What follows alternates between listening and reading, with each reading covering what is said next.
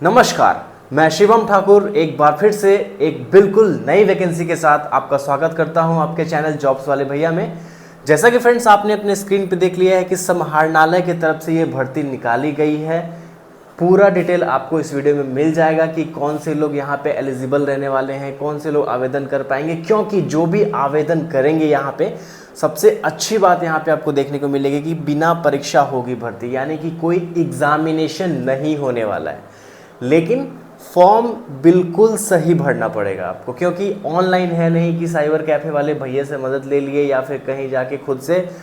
अब तो आप लोग इतने स्मार्ट हो गए हैं, सारी चीज़ें आप लोग खुद से भी कर लेते हैं। अच्छी बात है, जो लोग कर लेते हैं सही कर लेते हैं उनके लिए कोई दिक्कत नहीं है। लेकिन बाकी जो भी जिनको ये फॉर्म भरने में दिक्कत आएगी तो हमारा हेल्पलाइन नंबर यूज़ कर सकते हैं। वहाँ पे आपको फॉर्म के साथ फॉर्म फिलअप दोनों काम करवा दिया जाएगा, बहुत ही मिनिमम चार्जेस के साथ, ठीक है। और सबसे बड़ी चीज़ है कि हम लोगों ने देखा कि बहुत सारे स्टूडेंट्स ये प्रॉब्लम फेस कर रहे हैं कि वीडियोस देखते हैं लेकिन वो फॉर्म नहीं फिलअप कर पाते हैं। उनको या तो वैकेंसी नहीं मिलती है, डिस्क्रिप्शन बॉक्स में लिंक नहीं मिलता है, आवेदन नहीं मिलता है। तो इसको लेके हमने शुरू किया। चलिए, बिना परीक्षा होगी भर्ती समाहरणालय की तरफ से निकली है और ये आपकी जो नौकरी रहने वाली है पटना के अंदर, यानी कि बिहार के अंदर ये आपकी नौकरी पटना जो राजधानी है वहाँ रहेगी। कहीं के भी कैंडिडेट हों आवेदन कर पाएंगे, बिहार के बाहर के हों बिहार के अंदर के हों, फ़र्क नहीं पड़ता है। चलिए सीधा नोटिफिकेशन वाले पेज पे चलते हैं। तो फ्रेंड्स आपके स्क्रीन पे दिख रहा होगा यहाँ पे ये इसका ऑफिशियल नोटिफिकेशन जो जारी किया गया है वो है बिहार सरकार समाहरणालय पटना जिला बाल संरक्षण इकाई। तो समाहरणालय के अंतर्गत जिला बाल संरक्षण इकाई के अंदर ये वैकेंसी निकाली गई है। यहाँ पे आप देखेंगे तो ये परमानेंट वैकेंसी नहीं है ऐसा इसमें लिखा हुआ है, लेकिन ये संविदा कर्मी के तौर पे आप वहाँ पे काम कर सकते हैं। तो जो लोग भी तैयारी कर रहे हैं या फिर जिनको लगता है कि नहीं हमें तो कुछ ना कुछ काम चाहिए ही, हो गया, बहुत लोग तो ये सोच रहे होंगे कि तैयारी अब करना ही नहीं है, कहीं भी काम लग जाए, तो उनके लिए भी ठीक है। और जो लोग तैयारी कर रहे हैं और अभी फाइनेंशियल स्थिति सही नहीं है, जॉब चाहिए ही चाहिए, तो फ्रेंड्स उनके लिए भी ठीक है। चलिए पढ़ लीजिए इसको। तो यहाँ पे आपका जो है ना ये 29/6 के आलोक में यहाँ पे ये लिखा हुआ है कि किन के लिए ये काम करना है। ज़रूरतमंद बच्चों के लिए स्वीकृत जो 4 यहाँ पे विशिष्ट दत्तक ग्रहण संस्थान का संचालन किया जा रहा है उसके अंदर ये भर्ती है, ठीक है। तो अभी देखिए फ्रेंड्स, यहाँ पे जो लाइन से आपको यहाँ पे सब कुछ मिल जाएगा देखने को। सबसे पहले पोस्ट का नाम देखिए, तो सबसे पहला पोस्ट आपको दिख रहा होगा यहाँ पे देखिए, मैनेजर कोऑर्डिनेटर, ठीक है। मैनेजर कोऑर्डिनेटर का पोस्ट है सबसे पहला। 4 पदों पे यहाँ पे वैकेंसी है मैनेजर कोऑर्डिनेटर के लिए, जिसमें एक सामान्य जाति की सीट है, एक सामान्य जाति की महिलाओं के लिए सीट है, एक ईबीसी और एक एससी के लिए। सैलरी 23,170, नॉट बैड, ठीक ठाक है, काम चल जाएगा आपका। 25 से 45 साल तक की उम्र वाले जो भी कैंडिडेट हैं वो आवेदन कर पाएंगे। तो यहाँ पे एक फ़ायदा है कि जो 25 से ऊपर कर गए हैं, कंपटीशन नहीं है, वही लोग आ पाएंगे।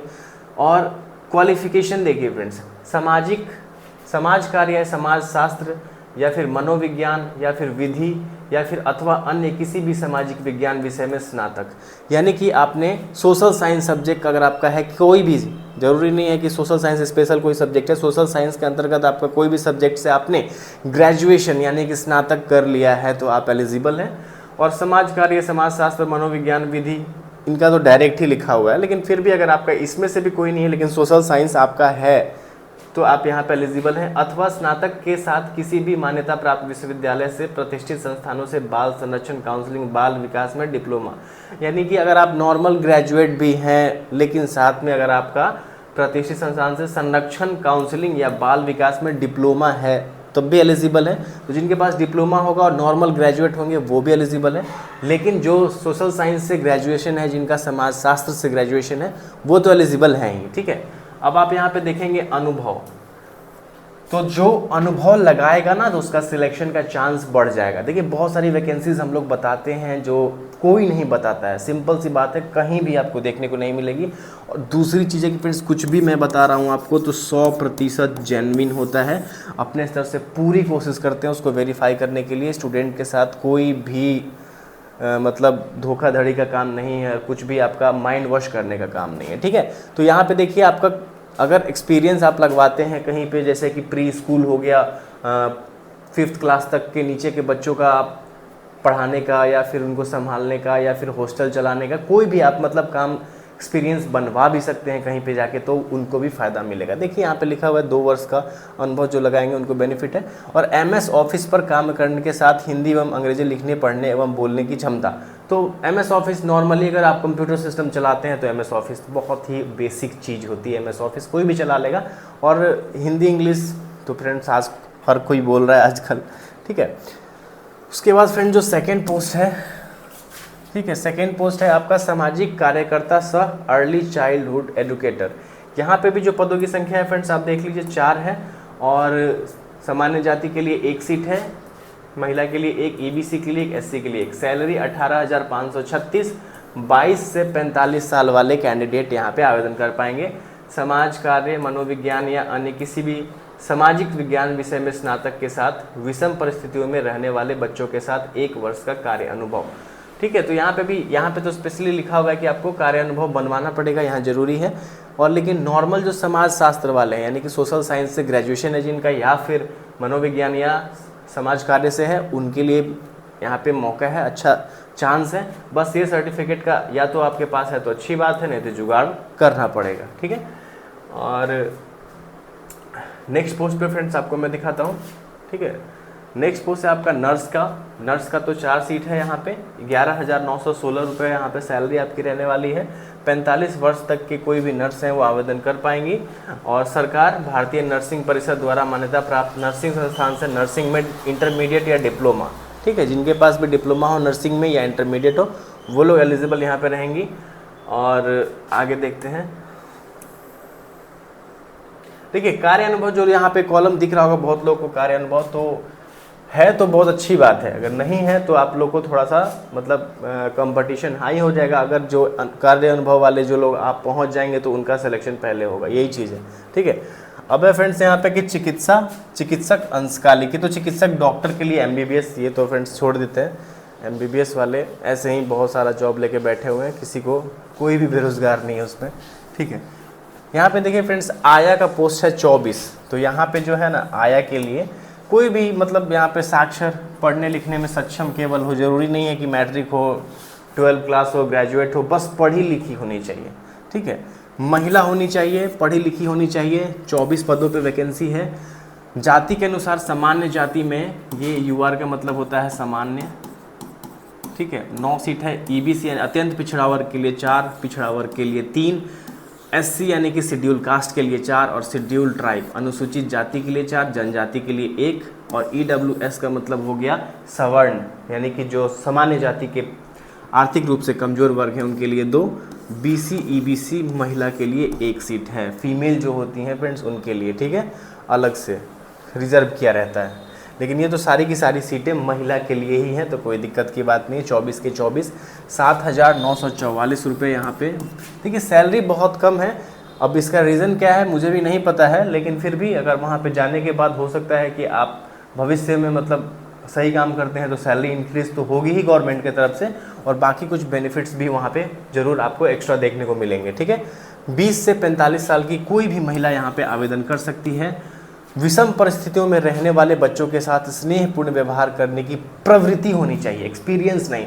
यानी कि ऐसे बच्चों के साथ भी आपको रहना पड़ सकता है जो मतलब छोटे छोटे हों, बदमाश हों, ज़्यादा शैतान हों या फिर विक्षिप्त हों, यानी कि जो मानसिक रूप से थोड़े कमज़ोर होते हैं, उनके साथ आपको व्यवहार सही करना है। यही आपको जब आप फॉर्म भर के इंटरव्यू देने जाएंगी कोई महिला, तो यही चेक किया जाएगा कि आप कितना गुस्सा हो जाती हैं जल्दी, या फिर किसी भी सिचुएशन में बच्चों को अच्छा हैंडल कर पाएंगी, यही चीज़ वो लोग देखेंगे, ठीक है।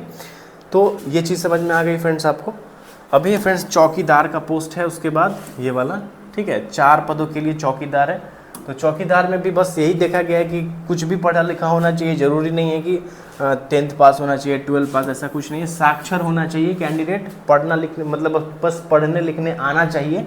और यहाँ पे भी 7,944 रुपये 4 पदों के लिए वैकेंसी चौकीदार की है। 20 से 45 वर्ष यहाँ पे उम्र सीमा मांगी गई है। और इसमें भी वही चीज़ बताया गया कि विषम परिस्थितियों में बच्चों को डांटना नहीं है, बदमाशी करने दो, कोई दिक्कत नहीं है। ऐसा नहीं कि बस कोई देख नहीं रहा है और पीछे से एक थप्पड़ दबा दिया, ऐसा कुछ नहीं। आराम से बढ़िया से प्यार से बात करना है, उनके साथ रहना है, ठीक है। तो फ्रेंड्स आवेदन जो पत्र है वो ऑफलाइन भरना है, कलम से भरना है, कैसे भरना है पूरी जानकारी आपको जो अगर नहीं समझ में आ रही, क्योंकि मैं यहाँ पे कंप्लीट डिटेल दे रहा हूँ, उसके बाद भी अगर किसी को दिक्कत है सही से फॉर्म फिलअप करवाना है तो आप कांटेक्ट कर सकते हैं हमारे डेटा ऑपरेटर से, ठीक है, ताकि वो आपका जो भी हेल्प है वो कर पाए, ठीक है। यहाँ पे देखिए इच्छुक एवं योग्य उम्मीदवार आवेदन पत्र, बायोडाटा, फोटोग्राफ, सभी शैक्षणिक योग्यता प्रमाण पत्र, अंक पत्र, अनुभव प्रमाण पत्र, जाति प्रमाण पत्र, आवासीय प्रमाण पत्र की स्व अभिप्रमाणित छाया प्रति निबंधित डाक द्वारा कार्यालय सहायक निदेशक जिला बाल संरक्षण इकाई द्वारा द्वितीय तल विकास भवन पटना गांधी मैदान पिन इतना के पते पर विहित प्रपत्र में भेज सकते हैं। विहित प्रपत्र जिला वेबसाइट इतना से प्राप्त कर सकते हैं। आवेदन पत्र विज्ञापन के प्रकाशन तिथि के 20 दिनों तक ही कार्यालय अवधि तक स्वीकार किया जाएगा। अंतिम तिथि सार्वजनिक अवकाश रहने पर स्थिति में उसके अगले दिन तक स्वीकार्य होंगे। उपरोक्त समय सीमा के पश्चात आवेदन पत्र स्वीकार नहीं किए जाएंगे। तो आपके पास बचे कितने दिन? तो बस आपके पास बचे हैं 20 दिन आज से, क्योंकि ये वैकेंसी आज ही निकाली गई है और अभी से आपको इसको भर के जो फॉर्म अभी मैं दिखाऊंगा 20 दिन से पहले, यानी कि स्पीड पोस्ट आप करते हैं, यहाँ पे लिखा होगा ना, देखिए निबंधित डाक से भेजना है, स्पीड पोस्ट नहीं करना है, रजिस्टर्ड पोस्ट, रजिस्टर्ड डाक से भेजना है आपको। निबंधित डाक बोलते हैं, नहीं समझ में आएगा तो डाकघर में जाइएगा, पूछ लीजिएगा, तुरंत बता देगा, फटाक से 40 रुपये मांगेगा, आपका आवेदन हो जाएगा, ठीक है। तो आपको क्या क्या लगाना है डॉक्यूमेंट्स वो पहले बता देता हूँ।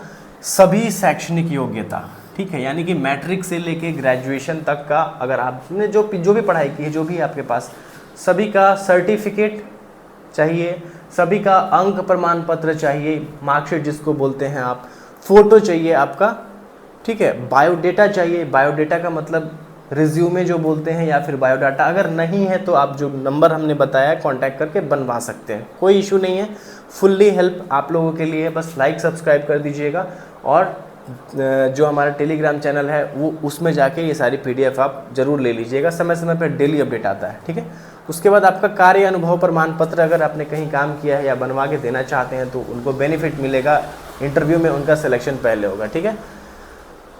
अब है कि जाति प्रमाण पत्र आपको देना है, आरक्षण का लाभ चाहिए आपको, अगर नहीं देंगे तो सामान्य आपको सीट पे भेजा जाएगा, अगर आप देते हैं तो आपकी जाति वाले सीट पे आपको आरक्षण का लाभ वहाँ मिलेगा, ठीक है।